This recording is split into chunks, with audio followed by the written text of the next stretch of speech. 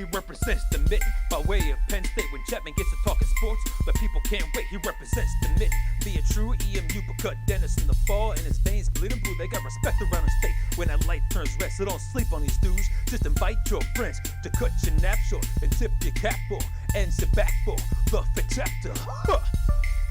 Brian Chapman.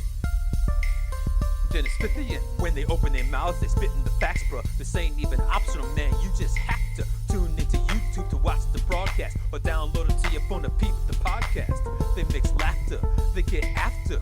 It's all captured in the Fith chapter.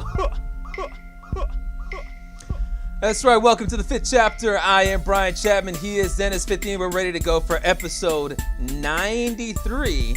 And Dennis, I don't know if you caught this on your alerts or wherever you get your news earlier today, but did you hear about what our state legislators are trying to do now?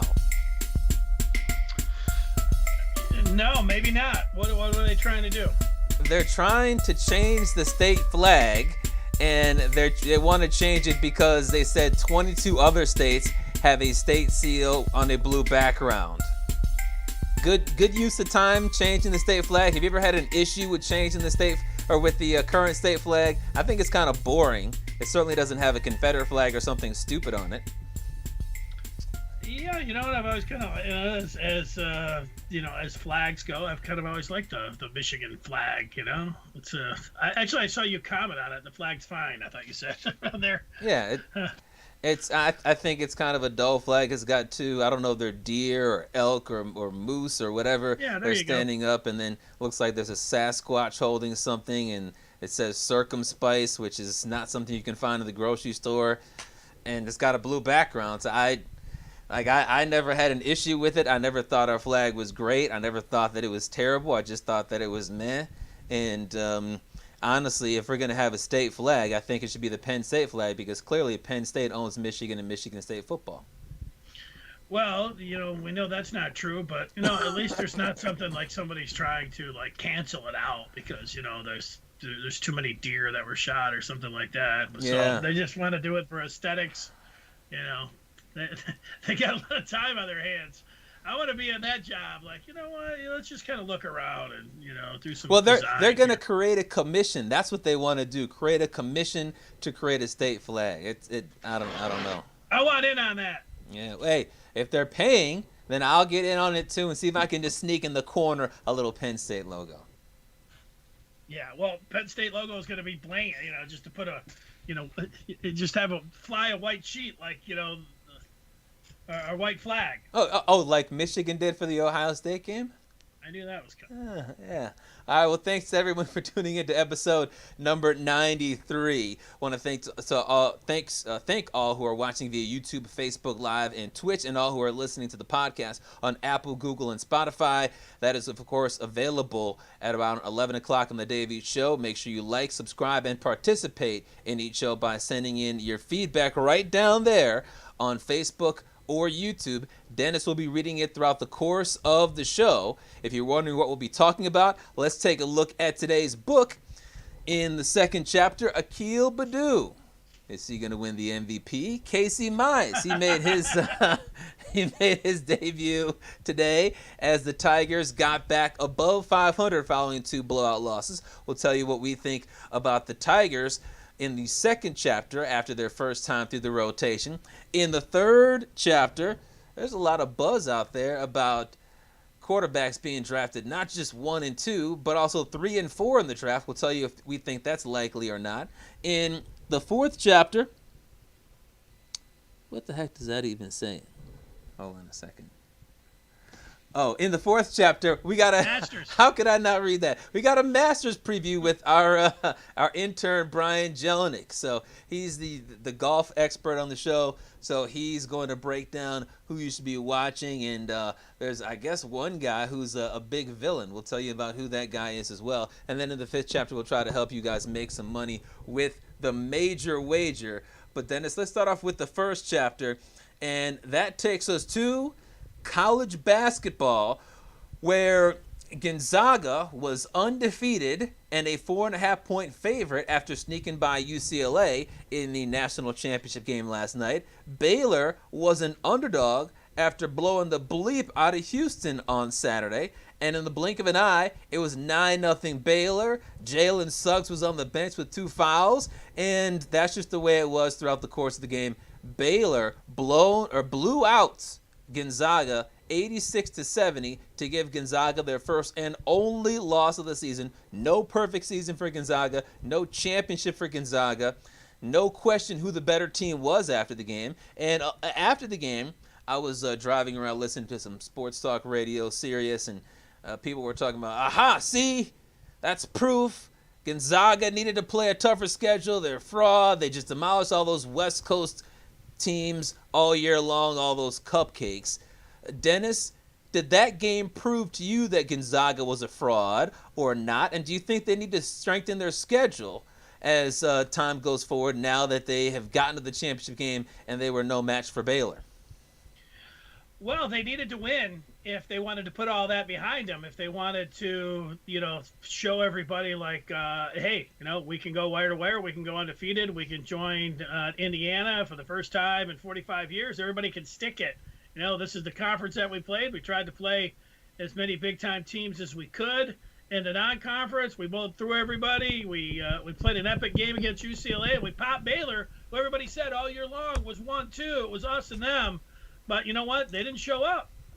And it wasn't like they played some epic game, championship game, and it was, tooth and nail right down to the end. You just say, oh, man, those were 2 great teams. Baylor came out, man, they were on fire. They came out with energy, and Gonzaga couldn't match it. So everything that you had heard that people want to fair or unfair, not Gonzaga, about playing a weak little conference and, just not having to go to war in basketball once or twice a week, and he's just ease in. They had to win to validate it, or unfortunately, that's the story that they're still going to be searching for that. Yeah, they should join the Pac. They should join the Pac-12, and they had to do that. This is going to follow them. They had the golden opportunity to do it. I thought they were going to win.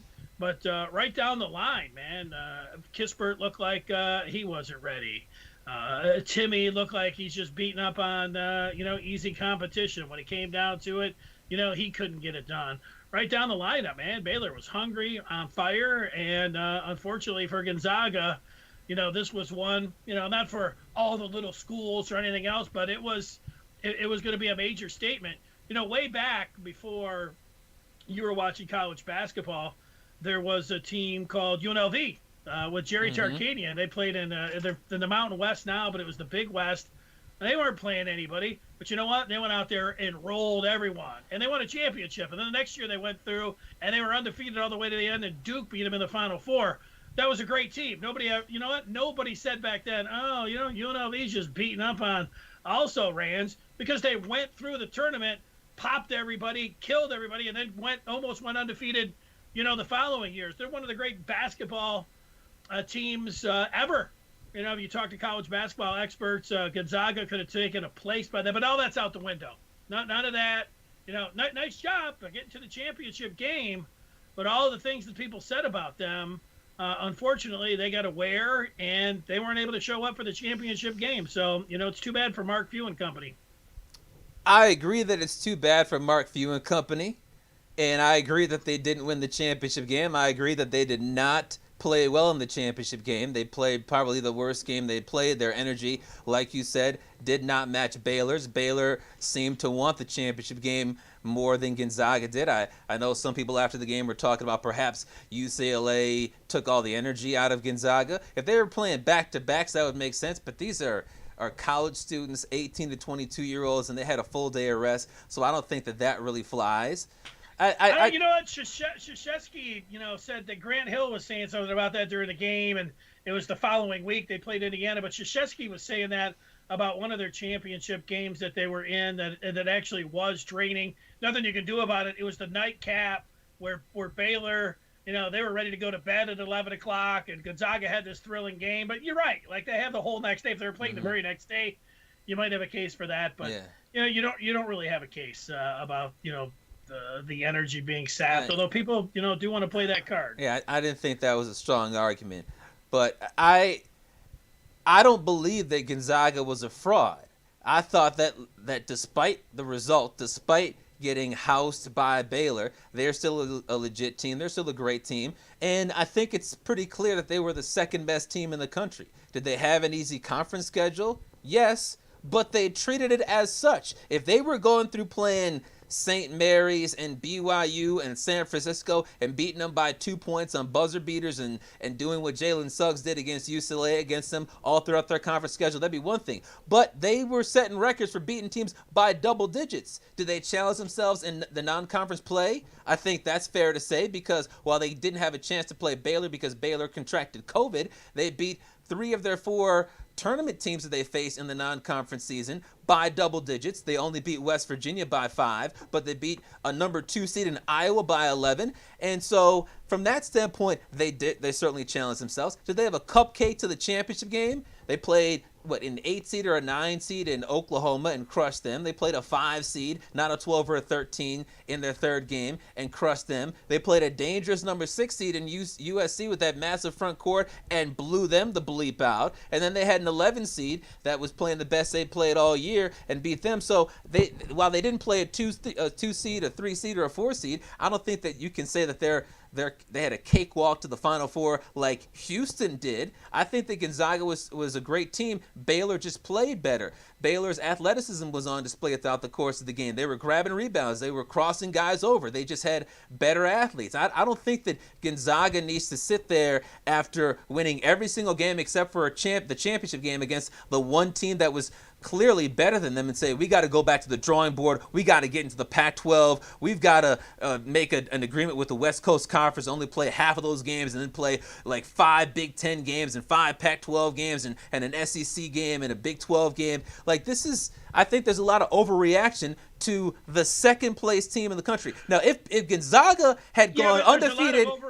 there's a lot of overreaction because there were a lot of people that wanted hot takes about, Gonzaga soft and they're playing this rinky-dink conference and they're going to lose for sure because they're not battle tested. So people were all over them, just lined up, waiting for them. If they had lost Oklahoma in the second round, then that would be fair. But they didn't. They crushed them. They only lost one time. So I don't think that there should be sounding the alarm, or anybody should be sounding the alarm. Fraud's a strong word, but they are a little bit overrated. They were ready to take their seat next to the greats of all time. If they went undefeated, they would always have that. First time in 45 years. Yeah. So, but the one thing about college basketball, you make the Final Four, that's an accomplishment. Making the championship game, it is an accomplishment. Yes. But because they're Gonzaga and they are from the small little conference, they had to be able to put a stamp on it, and they weren't able to do it. So they didn't win that game, but I mean, to get the number 2 team in the country, because I don't think anybody is sitting here around here saying, well, maybe Gonzaga, they should be like the number 8 team or 10 team in the country. They were the second best team in the country, and while those players and all that, they should be disappointed, I don't think anybody should be saying that Gonzaga needs to start from scratch or they've got all sorts of issues and should they move conferences. I mean, think about this. Baylor was undefeated until they got the coronavirus, and they needed about a month to get right. This is not like Michigan's pause, where they paused because there were coronavirus cases in the athletic department but not on the team. There were a bunch of actual Baylor players who got it, and we know from the research and the studies that sometimes when you get the coronavirus, it takes you weeks or even months to get back to 100% if you get there. And it looked like Baylor finally got there in time for the tournament after losing 2 or 3 games, and they blew everybody out once they got to the tournament. Had Baylor not gotten coronavirus, they might have been undefeated, and we could have had undefeated versus undefeated in the championship game. Well, you know what? Gonzaga made their own bed here, so I don't feel sorry for them. When you start out the season as the number 1, you win all of your games. You've got people lining up like this is the greatest team. No, they're not. They're frauds because they play in the little conference. If they would have won the game, all of that, they didn't have to listen to anybody. They could have said, you know what? I can't hear you. We got our champion. We got our rings in our ears. We can't hear you. We won the championship. You guys could all cry now. The thing is, they didn't show up in the game. Like, it's 9-0, it's 11-1. I mean, they weren't ready to match the intensity of the opponent. That's very disappointing. I think Mark Few is a good coach, but he didn't have his guys ready, whether they were, zapped of energy or whatever else. What it comes off as is, frauds, but A little bit overrated. These guys that were running roughshod, this team running roughshod, they couldn't come out there. Championships, games, everything. When the lights are the brightest, man, that game was over in the first 5 minutes. Yes. No, you're right about that. And I think it is, to a point, fair to say that they were overrated. But it's overrated because they're the number 2 team in the country as opposed to number 1. And most of the time when people use the term overrated, they mean significantly overrated, as if Gonzaga should have been ranked like 15th in the country. And there you go. Gonzaga is not overrated. They're not significantly overrated. They're just a little bit overrated. Yes, exactly. A little bit overrated. And think about this. When people talk about they choked in the championship game, they did, but the previous 5 games they played were the biggest game they had in the season. The game against the 16th seed was the biggest game. Then the 8th seed, then the 5 seed, then the 6th seed, then the game against UCLA. They didn't choke in any of those games. Now, you're not supposed to choke at all. And if some other team decided not to choke, if I don't know, Iona hadn't played the choked or something like that, they could have won as a 15 seed. But some team is going to go down at some, every team's going to go down at some point except for one. Baylor was just the better team. All right, let's get to the feedback here. If you're watching, we are live right now, so whether you're on Twitch or YouTube or Facebook, you go ahead and type away, and we read your responses. I have a friend who's in my fantasy league, and his name's Timmy. And we're always like, Timmy! So Timmy. all season long, big Timmy, from Gonzaga, I kept thinking of him. And it reminds me, because we have a Tim on Facebook who is weighing in. Timmy says Gonzaga was not a fraud. They just blew all of their energy on Saturday night. I don't like that argument. I get what you were saying with Coach K saying that based on his experience it happened to one of his teams, but this is like if you're playing in a conference tournament or you're playing in one of those early season tournaments and you have to play games in 3 consecutive days or even 2 consecutive days, and you talk about how you have to come back after a late night game one day and you have to come back the next day. I get it, but you're talking about in excess of 40 hours between the end of your game and the tip-off of the championship game. That is plenty of time to get rest. Yeah, it was 1 overtime. It was 3 overtimes. You had some guys that are hurt. Some guys that were, needing oxygen. You were playing in like Denver or Utah or or something like. And then coming back for the championship game. I don't know, you got to be able to crank it up. Yeah. Get some energy there. Beth says, do you know if anyone scored a perfect bracket? I think that I remember seeing by the Sweet 16, they were saying that nobody, like with Oral Roberts and, a couple of the other, who was the other one? Albaline, nobody. Christian. Well, I think I got an email from CBSSports.com that said something like 0.0137% got the Final Four correct. Because how many people had an 11 seed UCLA going to the Final Four? Exactly. Nobody did. Yeah, it goes back to when you pick the bracket. You know what? When you pick the bracket beforehand, Baylor and Gonzaga all year long are the best teams. But if you had Baylor and Gonzaga, it's like it's kind of lame. You're taking the 2 favorites, put them in the championship game. Well, that was the right move. So you want to put like you Chapman. I'll give you props heading in, man. You had nothing but upsets. You had upsets left and right, but you were out. You were out after the round of 32, man. You had so many upsets. You have to pick the right upsets. Correct. That's right. Jelinek says, I would have a tough time believing that people would have had both UCLA and Houston in their Final Four. Yeah, I agree. I don't think anybody had Houston. I don't. More than half of people didn't have UCLA get into the tournament. Losing a playing game to State. Yeah, the good thing about when you make the brackets is that it just, for the playing game, it just says 11 seed. So it doesn't matter whether it's Michigan State or it's UCLA. It's just 11 seed. Paul saying, what's up? Roger saying, almost to the 100th show. That's pretty cool. 93. That's right. We'll be there in about a month. Yeah. Well, when we get to triple digits, then something's going on. A Bill. Do we want to call it Gonzaga's blowout loss or Baylor's dominant win? Nobody was beating Baylor last night. That's true. Exactly. That's true, but the bigger story was Gonzaga losing the game, not Baylor, winning it. And I think that part of that is because Baylor contracted the coronavirus, and because they had coronavirus and there were issues with returning back to 100%, they lost multiple games. But there was a lot of talk before they had the coronavirus that it was very close between 1 and 2 in the country. Who was better, Baylor or Gonzaga? And a lot of folks were looking forward to that matchup that was supposed to take place, I believe, in February. That couldn't happen because Baylor had coronavirus. Had Baylor and Gonzaga played and that game looked like the one we saw last night, then Gonzaga probably would have gone into the NCAA tournament as a 2 seed or a 3 seed. Peter saying, so disappointing to see Baylor win, but I respect it. Brian saying, Drew Timmy was a liability on the court last night. Sideshow Raj. Good to see him, man. More disappointing season, he asks. Michigan or Gonzaga? I'll say Gonzaga. I'll say Gonzaga because they don't have an injury excuse, and they were undefeated. Yeah, and they don't have an injury excuse. I mean, I don't. Michigan. Yeah. You know what Michigan got with the, they had 2-3 shots in the final 20 seconds to go to the Final Four. You take that. Gonzaga. What are you going to say? Would you take an undefeated season to not show up and get blown out on the championship? It's more disappointing. The further you go, so it's the way it goes in sports too. But and plus, Michigan was just in the championship game 4 years ago, and in 2013 they were in the championship game.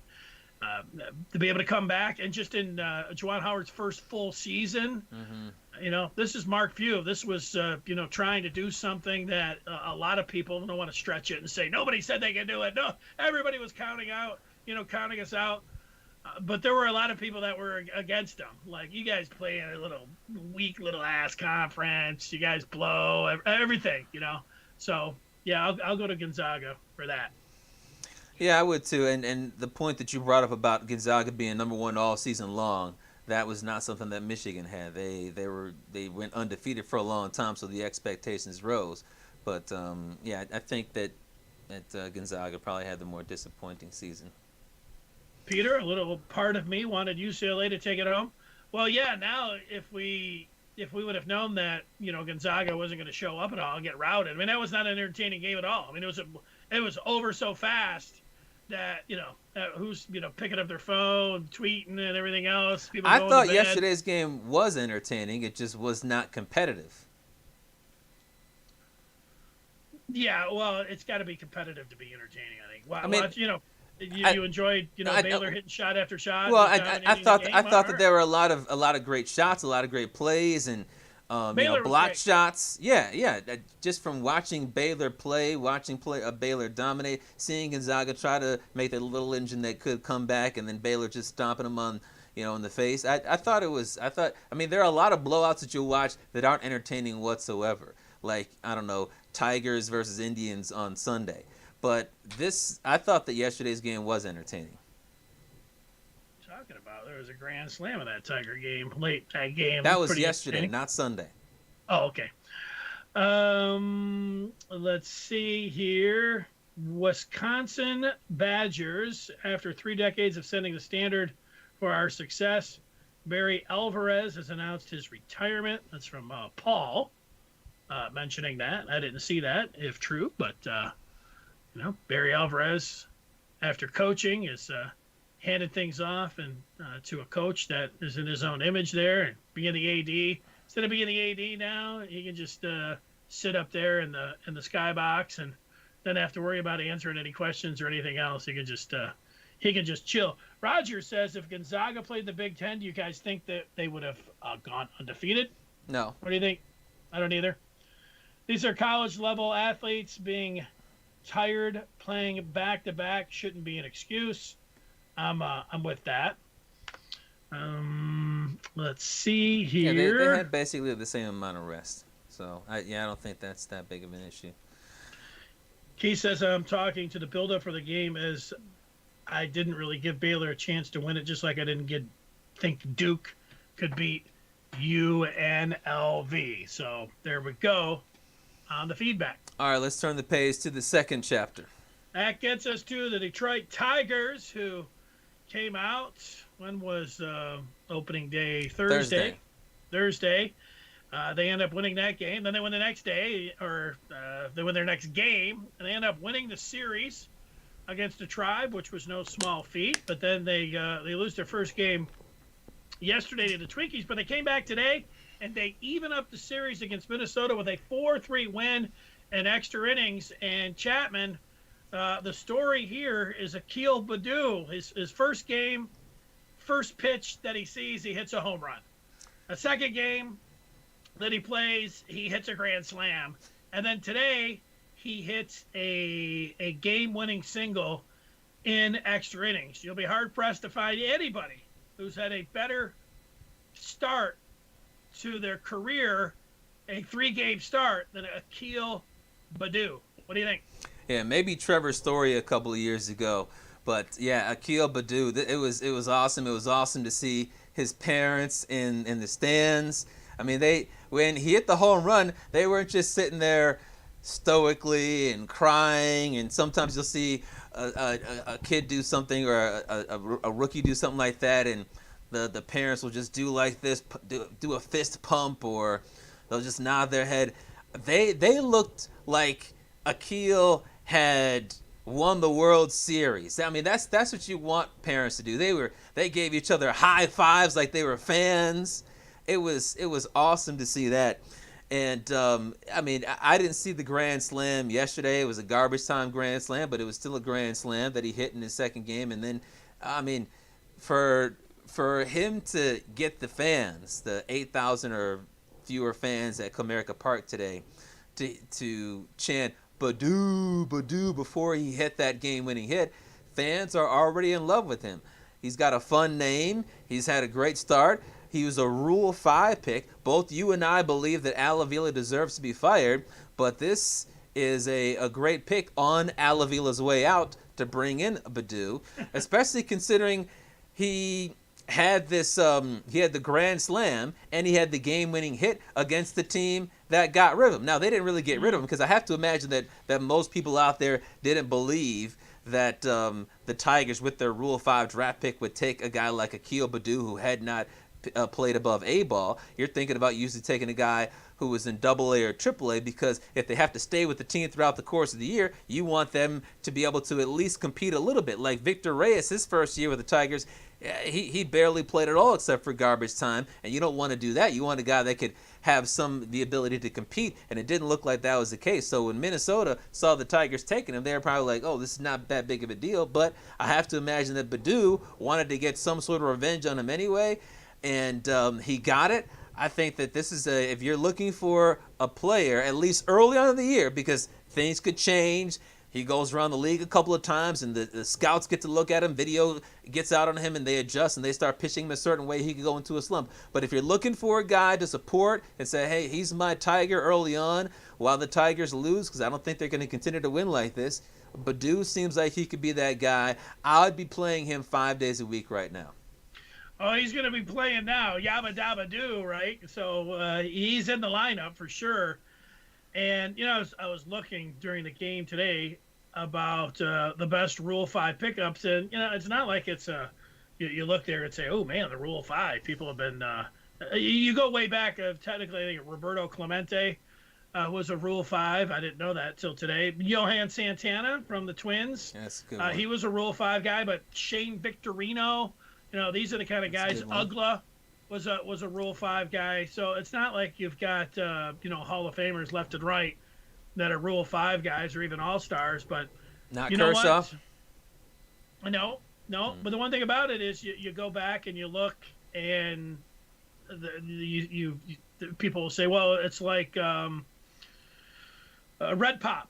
You know, Shelton in 2006, the first month, you know, he hit whatever, 8, 9, I don't remember how many home runs, something like that. But, you know, the third month, you know, he was down in the minors and was never a factor again. But for a month, man, he took the city by storm and Tiger fans by storm. But remember, if it wasn't for Shelton, the Tigers wouldn't have gone to the playoffs in 2006. You know, a lot of those home runs that he had, I mean, he was a part of it, of them actually ending up getting to the World Series, and then really the Tigers being back on the map. You know, they didn't start going to the playoffs every year after that, but 2006 was the breaking the seal on that of interest for the Tiger fans. But because they had lost a generation of fans before that, I don't know if Baddoo is going to be able to do that. But it's nice to see a guy come from nowhere and have the fans behind him. Like this is a team that you could be sitting here in 2 weeks and nobody's could care at all about them. Like there's a real chance of that. But here they are. They've done a nice job here in the first couple games. Yeah, Akil Baddoo is not going to turn this team around this year. That's clear. I mean, they've got a 3-2 record, which is a winning record, but there are some really bad signs about this team so far. When you look at Matt Boyd, he had a good start, but I think we all know he's not a good starter until proven otherwise. Julio Teheran had a nice start on Saturday. He was all right. But he was all right, and he was good 2 years ago, so maybe he'll bounce back, and he'll have an opportunity against a bad Cleveland lineup again on Friday, while Boyd will not have that opportunity. He'll have to go up against the Twins tomorrow. He'll have to try to keep Nelson Cruz inside the park. I'm intrigued by Skubal, but Jose Urena he's not going to be any good. I'll get to Mize in just a minute, but the big key is, you got questions in the rotation, and certainly the bullpen looked bad on Sunday and Monday. But this offense is just not going to produce a lot of runs. If the Tigers are going to win games, they're going to have to be low-scoring games like today's game where they only needed 4 to win, or like opening day when they needed three runs to win, something like that, because they just don't have what it takes in the lineup up and down to win.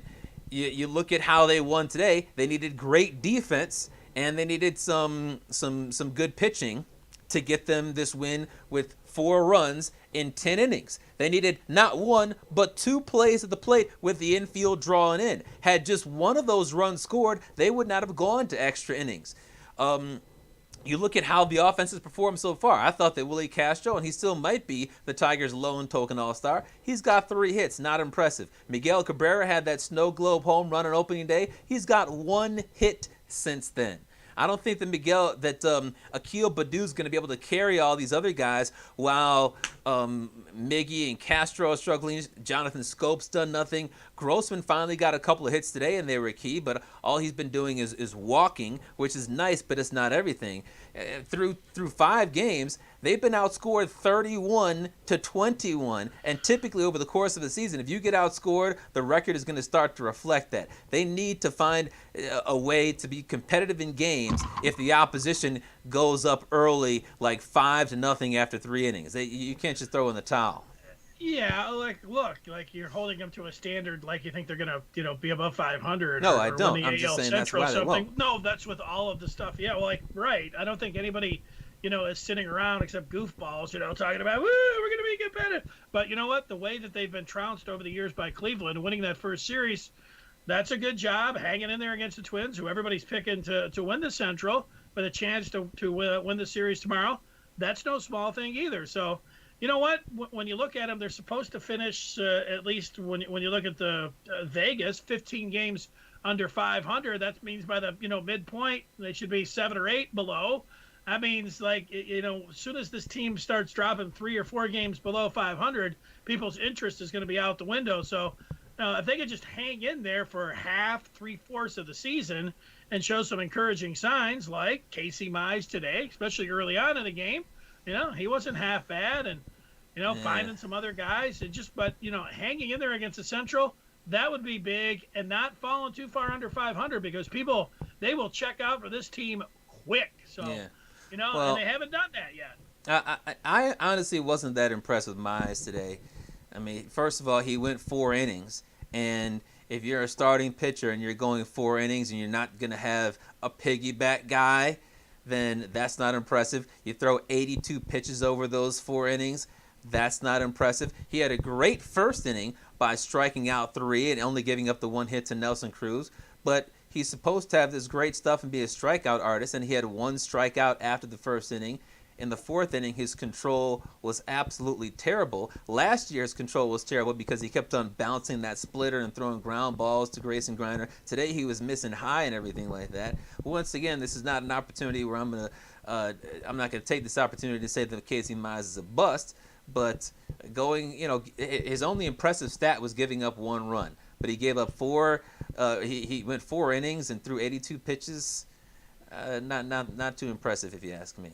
Yeah, well, nobody's listening to you on that. Look at he hit 98 with his fastball today. Last year he never touched 94. Okay. So just from that, it's encouraging. He struck out 3 of the first 4, but then he just struck out 1 of the next 15. That wasn't any good, but you know what? He is still a young guy that you're just hoping that he can build on this, as it goes. But the 4 pitches that he has and where his velocity is at, today was a total thumbs up for Casey Mize. Come on. No, it's not a total thumbs up because the key for Casey Mize is not his velocity, it's his control. That's why he struggled last year, and that's why he struggled in the 4th inning. If you got Casey Mize who after 45 pitches, and certainly there'll be time for him to build up his arsenal, build up his strength. But after 45, 50 pitches, he can't hit the catcher's mitt. Catcher lines up here, and his pitch goes over there.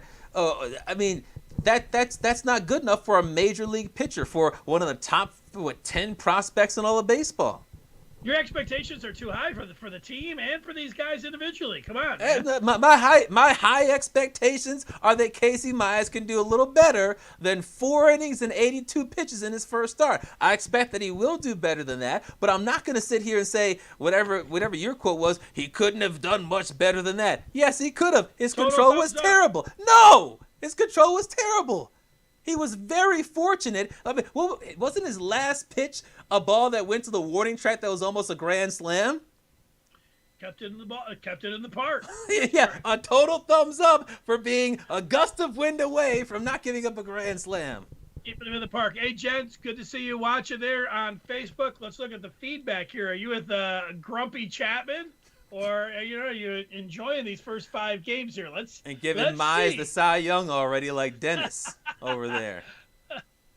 Let's see here. Jelinek says, his hatred for Nelson Cruz continues. I think we should give him the Bonds treatment and just never let him bat, just walk him. He says Cruz has to be on roids. Well, has to be. Like, he was part of biogenesis. He got suspended for 50 games, and then, that's why Baltimore was only going to give him 1 year. But you know what? It's one of these things. Like, Nelson Cruz is never going to the Hall of Fame, but because the biogenesis and he got hit and dinged, for steroids after that, dude, 37, 38, guy's going to be 41 in July. He hits 40 home runs every year. Yeah, he's on PEDs. It's too bad.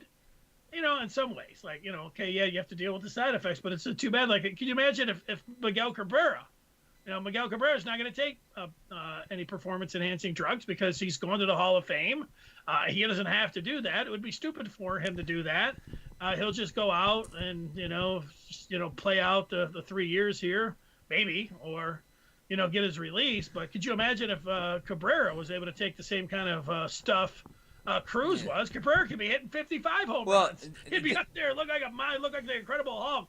It's just too bad, like you see Cruz. I hear I heard Dan and Jim like, oh, this guy's great. He's going to be 41 years old. Yes. That's all. Well, you know what? Did you ever play Mario? I'm sorry? Did you ever play the video game Mario or Super Mario Brothers? Yeah. Well, steroids. You know how you could have Mario jump up and hit the block, and sometimes there'd be a mushroom, sometimes there'd be a flower, sometimes there'd be a star, and when you get that star, you're like invincible for a short period of time. Steroids are not like a star where once you get off the steroids, a month later, you're back to being flabby or you're back to being thin. It's steroids are like having that star for the whole rest of the game, or at least for several years after that. So that's the case with Nelson Cruz. While he might not be taking steroids now, the effects of it are still there. They lessen over time, but they're still there. Apparently, Chapman, I don't know, people can argue it or not, but apparently you got to be a big dummy to get caught. Now, the biogenesis and everything, they snagged him with a huge net. There were a lot of people there. But if you're getting them through, the black market or some fourth or fifth party or something, the word is you got to be a real dope, to end up, getting caught with dope. Getting caught, right? Mm-hmm. All right. Any more feedback? Probably. I just, it's like, all right, I don't care that he took them, and they should give him the Bonds treatment. And just hearing everybody patting him on the back, like, oh, he's so great, he's gonna be 41, and then, Miggy, it's the side where if he could get a little boost, just how awesome he could be, it's just disappointing. It drives me a little crazy. Understandable. Mize was okay today. 4 innings pitched, 5 hits, 1 earned, 4 Ks. BJ on the live chat there. Jelinek says, not terrible. Want him to pitch into the 7th. Don't care about wins, losses. Just want the pitchers to go deep into games. Don't bring up wins and losses to Chapman. Paul W. says, Fith and Chapman, please rank your top 5 football podcasts. And let's see. Let's look over here on Facebook. If you've got I've only listened to 3. So number 1 would have to be Chris Sims Unbuttoned. Number 2 would be the Peter King podcast, and number 3 would be Locked on Lions with Matt Derry. I like the Diesels podcast. I also like Peter King's. I used to like the Ringers NFL one, but they mixed that up a little bit. I like the guy that used to work with the Ringer and used to work with the Patriots as a GM, the Browns. His name escaping me. He does a good podcast. He's entertaining. I also like there's 3 or 4 more that I listen to. Daniel Jeremiah is on one with Bucky Brooks. I listen to that one. That one's pretty good. Okay. I'm not sure what the name of that one. I can't believe I can't. Why don't I just look in my phone? Go ahead, Chapman. If you got something else while I'm just looking it up here. Ball. Well, the last thing I would say about the Tigers is that from a pitching standpoint, it went through Boyd, who I don't think is going to perform well throughout the course of the season. I think he could really get lit up tomorrow because the Twins are good against left-handed pitching. The Tigers need Spencer Turnbull to come back. And I believe that he's back throwing because he did get coronavirus or in the protocols. But if you're in the protocols that long, that means you got coronavirus. They need Turnbull to come back. So if you're looking for a light at the end of the tunnel for the Tigers rotation, Skubal pitched well. That's a positive, and certainly I wouldn't be talking about Mize the way I've been talking about him if he pitched like Skubal and went 5 1/3, giving up 1 run. But Skubal pitched well. Mize, you'd like him to go longer. Tehran was all right. If Turnbull can be added to that, and he can pitch like he did last year, where he was just as good as an okay number 3 starter, then you've got a little bit more promise throughout the course of this season. All right, Michael Lombardi, who was the guy that I was thinking of, he is on a podcast called the GM Shuffle. The Daniel Jeremiah and Bucky Brooks one is called Move the Sticks. I've heard that. That's a pretty good one. There's another one with a guy that went to Ohio State for some reason. That one. We like Penn State on this show. For some reason, that one. Oh, the Albert Breer show. That one's not bad either. So that's like 5 or 6. Not bad. Then when it gets into the off season, I like the fantasy footballers a little bit as well. They do a good job, but I don't start listening to that until at least I get into July. So that's a little ways away. All right, let's turn the page now to the 3rd chapter, and that takes us to the NFL draft, where there was a big move made yesterday that indirectly affects the 21. I guess there was one pick in the 2021 draft, but the Jets found a trade partner for Sam Darnold. They traded him to the Panthers for a 2nd-round pick, a 4th-round pick, and a 6th-round pick. And that changes things up in the top 8 because now we know the Panthers, or we're almost certain the Panthers are not going to draft a quarterback at number 8. And the Jets are even more of a lock to take a quarterback, most likely Zach Wilson at number 2. But that's not all. One of the ESPN mock drafters, I forget if it was Kuiper or McShay, I believe recently had each of the top 4 teams drafting a quarterback in the 2021 NFL draft. Additionally, I found a mock draft that I can share with you from SI.com. I believe it was from Albert Breer back on March 25th. And here is his mock draft. Now, obviously, March 25th means before the Sam Darnold trade. But you can see right there, he's got Jacksonville, number 1, taking Trevor Lawrence. Number 2, Zach Wilson to the Jets. Shocking. Number 3, he's got Denver trading up to number 3 to draft Justin Fields. Obviously, we know San Francisco owns the number 3 pick now. And then number 4, he's got the Atlanta Falcons drafting Trey Lance. Who do the same old Lions take? Well, they take Penei Sewell from Oregon, which is an interesting pick. But Dennis, the top 4 picks in the draft, according to not just one, but a couple of experts, they're saying that the top 4 picks are all going to be quarterbacks. What are the odds of that actually happening? Oh, I think I would say about 90% right now. I think that San Francisco, with moving up, they're taking a quarterback. Most people believe it's Mac Jones. So, I think it's 99% that there's going to be 3. The Falcons could take one themselves. And then with Mac Jones going 3, now you've got Justin Fields and Trey Lance. So you've got 2 guys with one team that will fall in love with them. It could be the Falcons themselves who are looking for a quarterback. So, I put it at 90%, 99% that the first 3 will be QBs, 90% that the first 4 will be. And I think, the Bengals, they could move back a little bit. We know they're not taking a QB. That's the one thing that we're sure about. I'm on the exact opposite side of this. I think that the odds are pretty low, like 5%. I just don't think it happens. Obviously, the top 2 are going to be quarterbacks. The top 3 for sure. You think San Francisco moved up to take Sewell?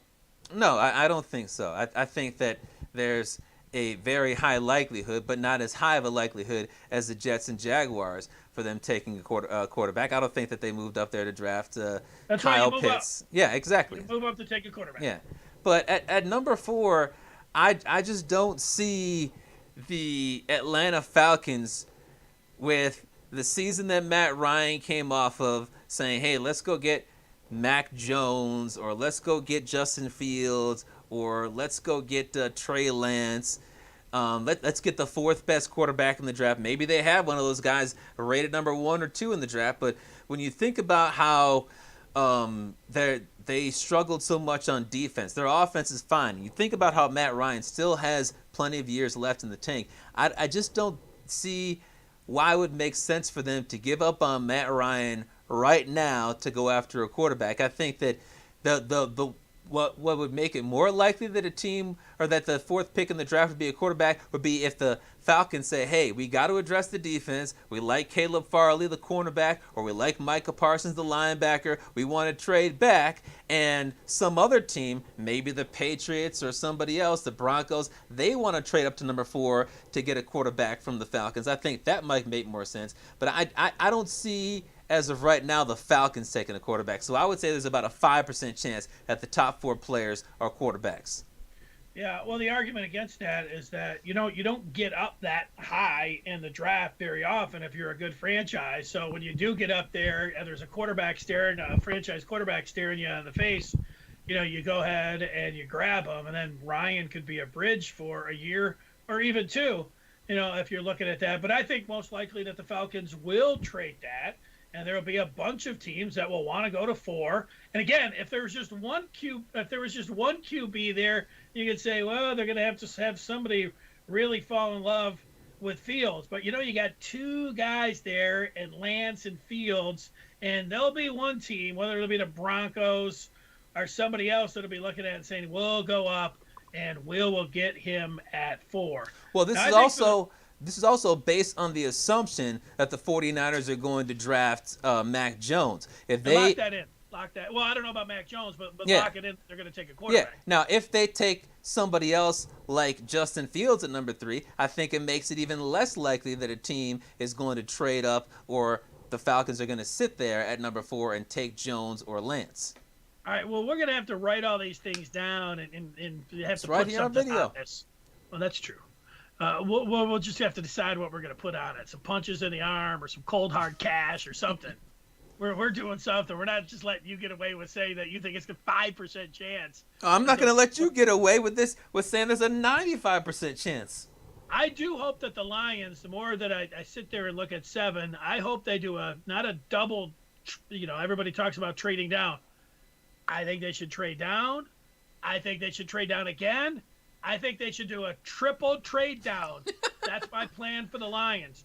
Move out of 7 if they can get back wherever it's at 11 or 12. And then when it comes to 11 or 12, move back again. Draft day. Triple. Just make it like draft day. Well, a triple. Again, this is a throwaway year for this team. And you don't need the draft picks this year. It'll be accumulating them for the years ahead. What's a better chance here than do a double or triple trade back? That's what I'm in favor of for I'd be okay with that.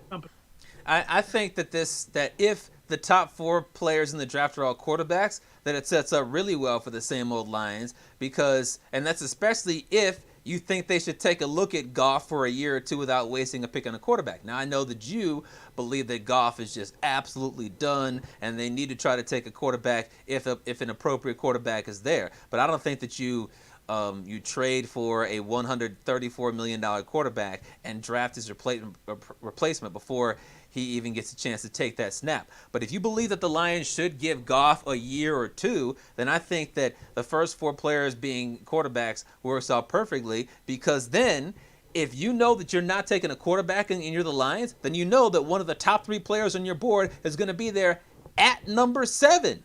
At number 7. And let's say you say, well, the Lions need a wide receiver because they've got junk there.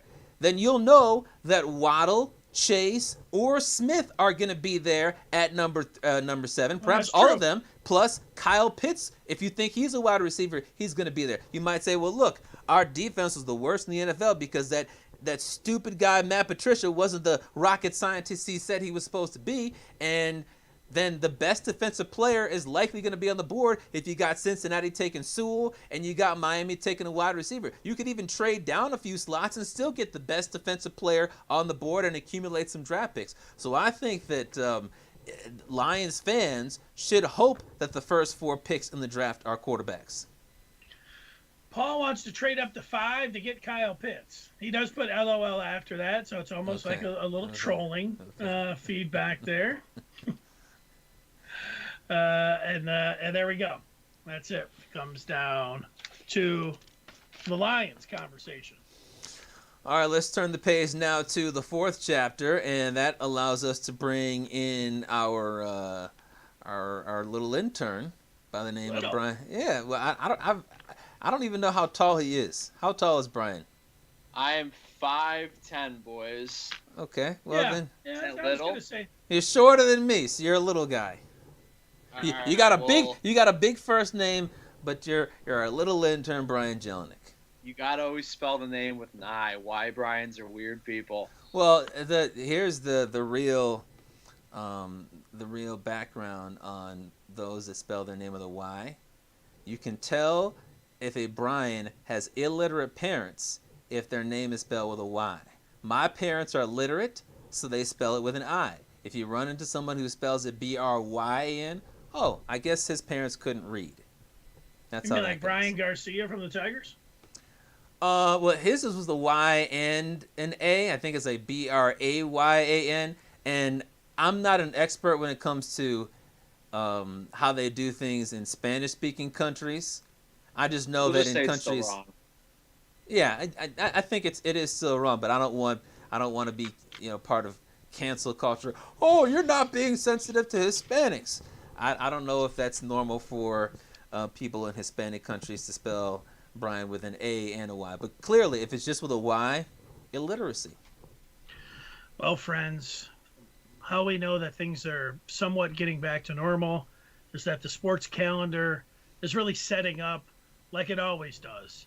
We have the NCAA tournament, and it ends like it did last night, and now we get right into the Masters. That's going to happen on Thursday, and they had the one-off where we had DJ win it, but the last time it was actually played, Jelinek, in the time that it's always played in early April, is when Tiger Woods went out there and won it. So it's just great that we're back on schedule here, and it just makes things feel really normal to me. What about you?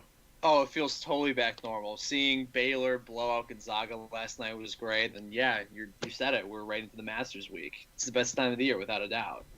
Yeah. Now, maybe if you want to put politics into sports, you could say, hey, maybe these golfers should, walk out because of, what's going They're on not in doing Georgia that. and what the else. No, they're not going to do that. So they're going to play that. So that's not going to be a part of this. But, as you take a look at it, what are some of the things that you're looking forward to seeing here in the 2021 Masters?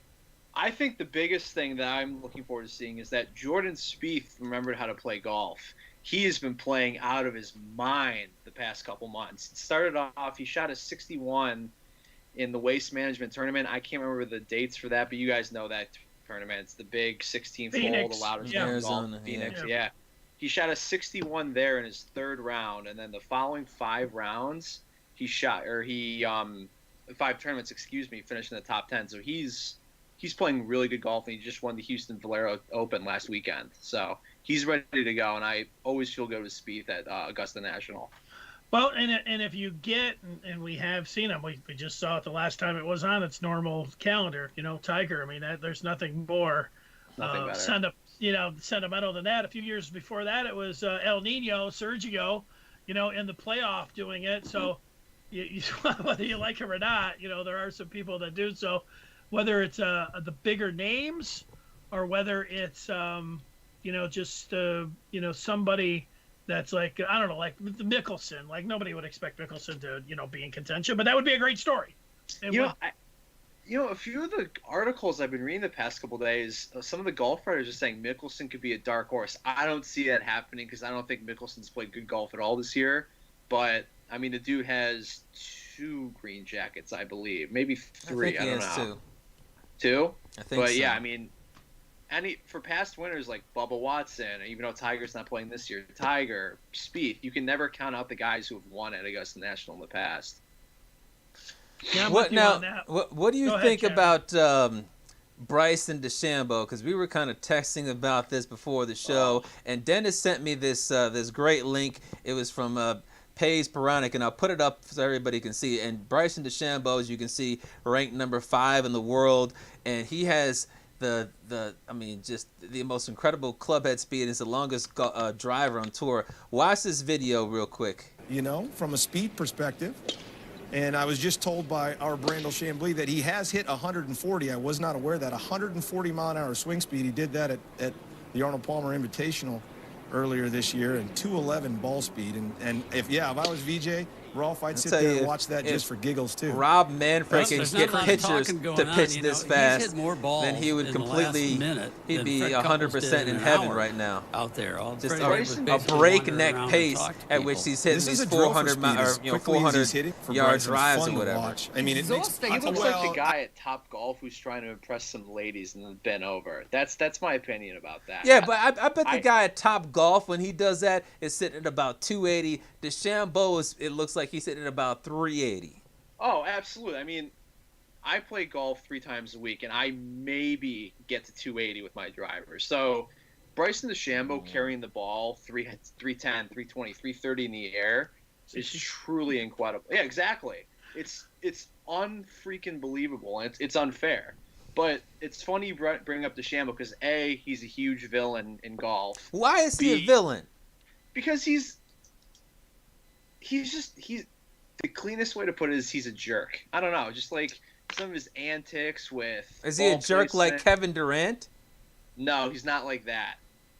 Not that type of jerk, but jerk's the cleanest way I can put it. Yeah, I would think his cockiness is what it has turned a lot of people off. Like, he's the smartest guy in the room. He's bringing science into this, and he's going to show everybody. His clubs are all the same length. And he wasn't he was bitching at some cameraman that was up, like we've seen this before, from some golfers. But you know what? He did back it up and win a major here, and he's won some tournaments. So because he's been able to do that, but it's not the kind of golf that I like. I know Tiger, when he was hitting it long, they said they had to Tiger proof it, but it's not golf if you're hitting a 360 and every time you're. Well, that's because you can't do it. I can't hit a 360, but would you like to hit a 360? If you could hit a 360, would you say, no, I'm going to take out the pitching wedge and lay up? No, you're going to drive the bleeping green. Like, I'm not as into golf as you guys are in terms of watching it on TV, but I think golf needs somebody like Bryson DeChambeau, who is, you could call him a villain or whatever. He's different because golf at its best over the last 20 years was when Tiger was playing, because he was so much different. He looked different. He played different. He was controversial. And golf without Tiger Woods, in terms of watching it on TV, is golf. If Bryson DeChambeau can start driving greens, if he can start putting on to par fours, if he can start using, a lob wedge from 90 yards out on a par five and getting double eagles and all that stuff, I think that's exactly what the golf world needs, as opposed to everybody else is walking around and tipping their cat and being a boring little gentleman. I think I don't need him cursing out cameramen, but if he can hit the ball 380 yards, when I wish I could do that, when I'm a guy who never likes to lay up, I think that'd be awesome. Get a load of this guy. Yeah, it's just not the kind of golf that I like watching. So, it's not very entertaining. And the one thing that that's not entertaining. It isn't to me. I like to see the different clubs that used in the bag. But the one thing where he's had success here is that he's been a top putter, and that's what he'll have to do this weekend if he's going to win.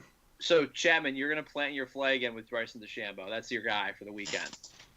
Oh, well, if I have to pick a guy that I want to win, it'd be the guy that can hit the ball really far, and I guess the guy that you guys are saying is hated by so many in the golf world.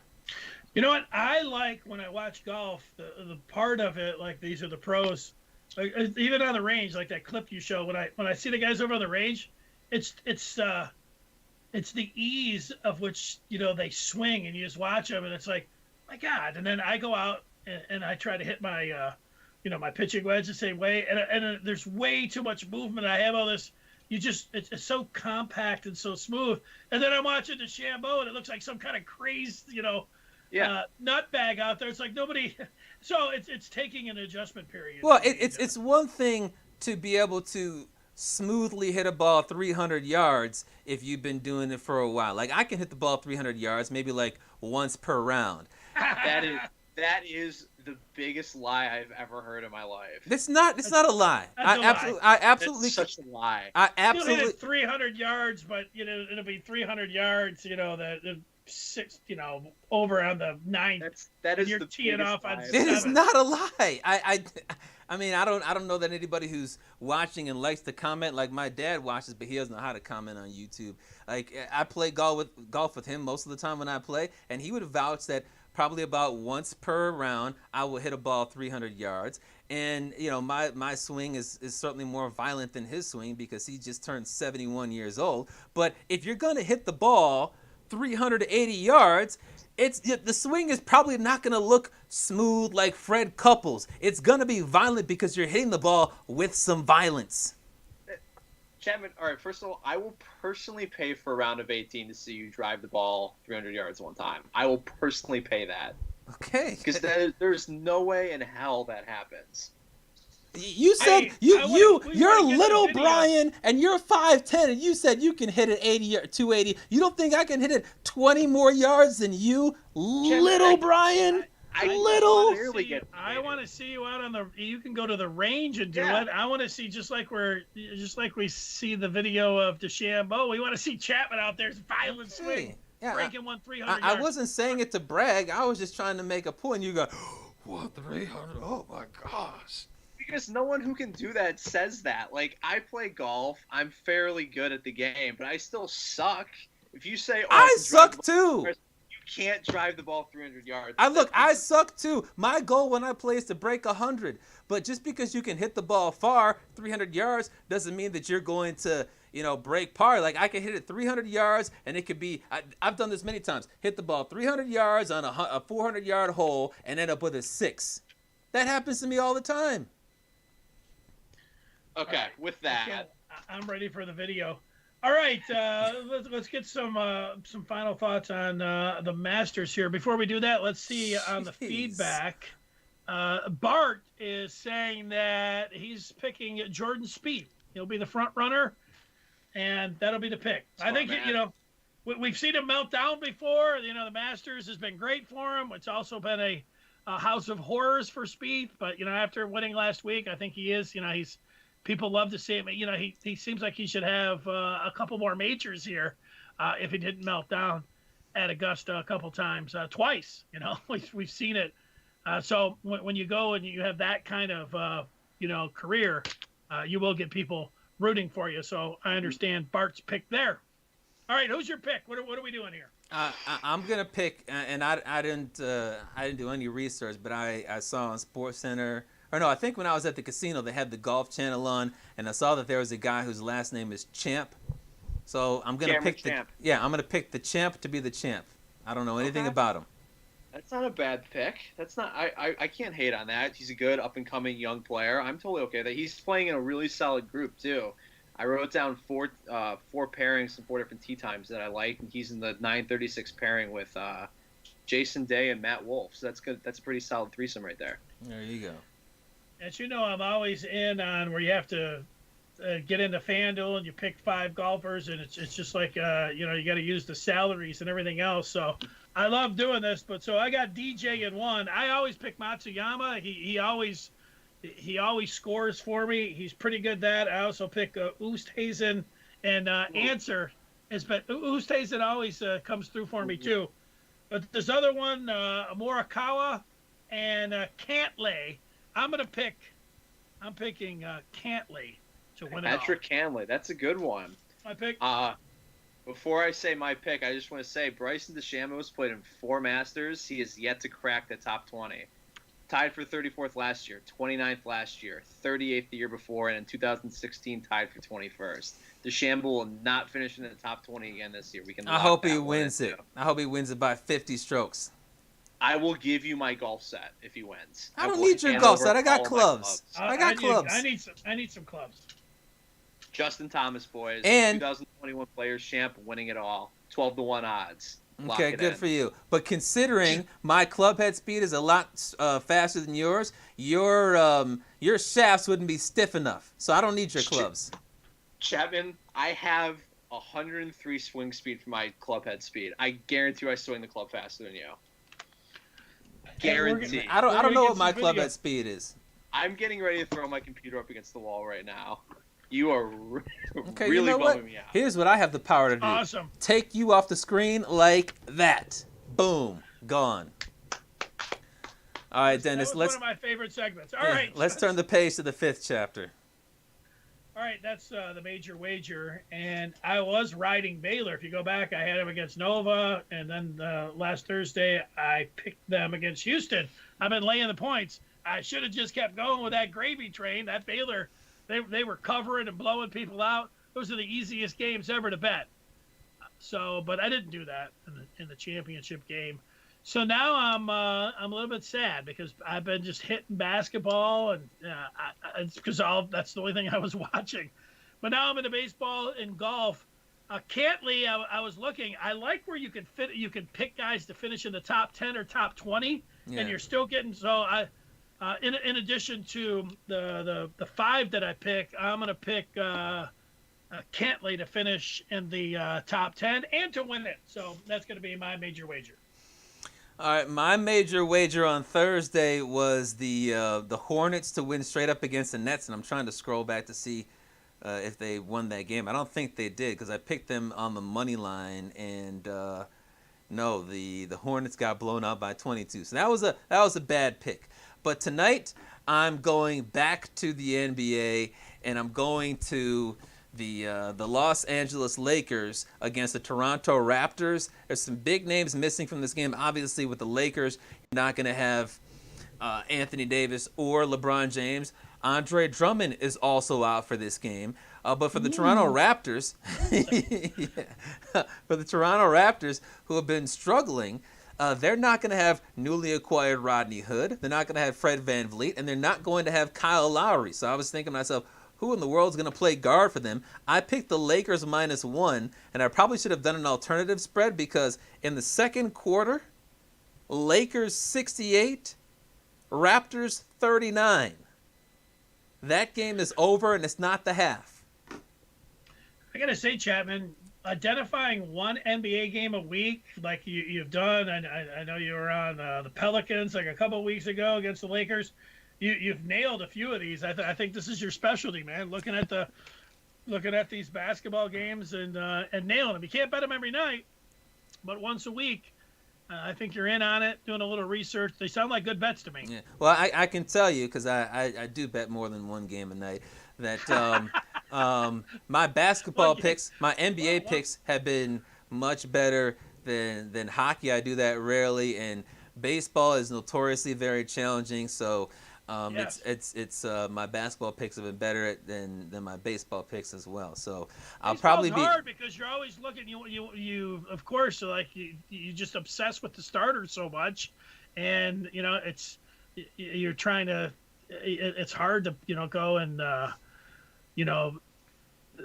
bet Kershaw when they're minus 175. I mean that's all, you always have to pick the dogs, but or you could do the run line, but then when teams I are don't trying like to win that games, because then they have to win by 2, and sometimes the Dodgers could win by 6 against the Rockies, but other times they might just back into a win. And the other thing that makes baseball challenging is when you compare it to a sport like basketball, the favorite is going to win like a heck of a lot of games. Like the number 1 seed is going to win like 60 games, and the worst team in the NBA is going to lose like 60 games. But in baseball, in a 162-game season, the old saying is that everyone's going to win 60, everyone's going to lose 60. It's what you do in the other 42 games. Like a team like the Tigers, we all expect to be bad. They could win tomorrow and win that series to start out 4-2, and the Twins everybody knows they're a better team, and they could end up winning the World Series and certainly the division. But that's a heck of a lot less likely to happen in basketball in 3 games. yeah. Who's pitching for the Tigers tomorrow? Matt Boyd, a lefty against Cruz. I predict. Here's another major wager you might want to take: Nelson Cruz to hit a home run. Not bad. Can you do that? Yes. Player props. Yes, you can do I think props that for that. I think that they'll walk him tomorrow, so I think they'll stay away from him. I would be inclined to bet the Twins. Maeda's pitching. Yeah, Kenta Maeda. The Twins' ace is Kenta Maeda. The Tigers' quote-unquote ace gave up the most runs in home runs last year. Minus 106 or minus a run and a half. I actually like both of those sides if I was going for the Twins, but I'll be rooting for the Tigers, so I'm not going to do that. All right, Thursday, we'll see how DeChambeau and company are doing in the Masters. Thanks, everybody, for tuning in. If you're listening after the fact or watching after the fact, hey, 7:30, we're here every Tuesdays and Thursdays. For Brian Jelinek, doing a great job on the live chat, and I like him mixing it up with Chapman in the 4th chapter. That was awesome. For Brian Chapman, I'm Dennis Fithy, and we'll talk with you on Thursday at 7:30. Good night.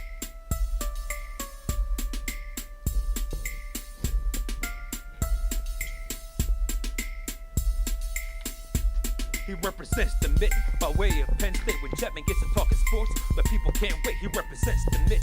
Be a true EMU, but cut Dennis in the fall, and his veins bleeding blue. They got respect around the state when that light turns red. So don't sleep on these dudes. Just invite your friends to cut your nap short and tip your cap for and sit back for the Fifth chapter. Huh. Brian Chapman. Dennis Fithy, when they open their mouths, they spit in the facts, bro. This ain't even optional, man. You just have to tune into YouTube to watch the broadcast or download it to your phone to peep the podcast. They mix laughter, they get after. It's all captured in the Fifth chapter.